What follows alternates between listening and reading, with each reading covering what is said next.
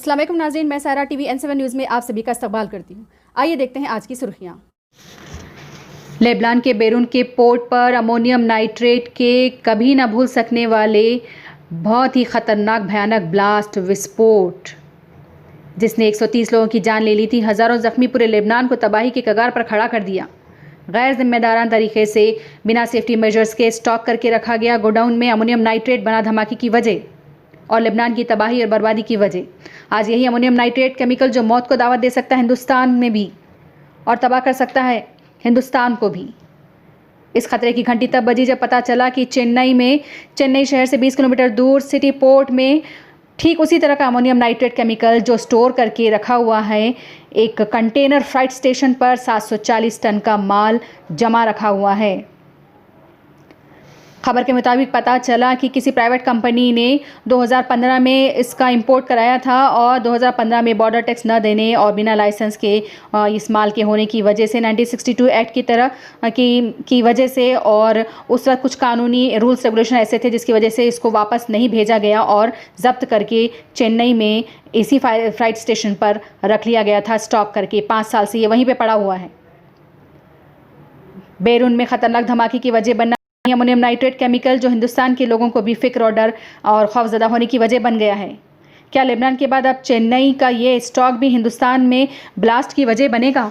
अगर ऐसा होता है तो 30 लाख चेन्नई के लोग ख़तरनाक तरीके से मुतासिर होंगे। अगर ऐसा होता है तो बेंगलोर के 5 लाख और बड़े शहर मुंबई के 36 लाख लोग मुतासिर होंगे और कैपिटल सिटी दिल्ली के 13 लाख लोगों पर आफत आ जाएगी अगर ये इसी लेबनान के धमाके की तरह का वजह बनता है। तो सवाल उठते हैं कि कौन सी कंपनियां हैं जिन्हें ये केमिकल चाहिए और इतनी बड़ी तादाद में क्यों? लेबनान के बाद अब हिंदुस्तान पर खतरे के बादल मंडरा रहे हैं।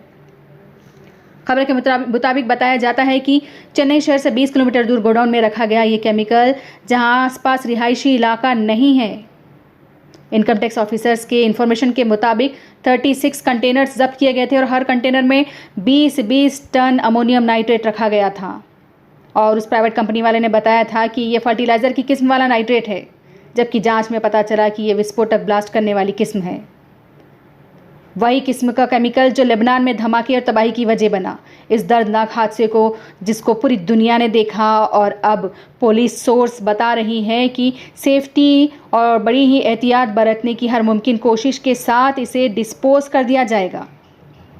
इस केमिकल की ऑनलाइन ई नीलामी भी हो चुकी है और ई नीलामी के बाद 10 कंटेनर्स को अमोनियम नाइट्रेट से भरे हुए 10 कंटेनर्स को अब हैदराबाद भेज दिया गया है।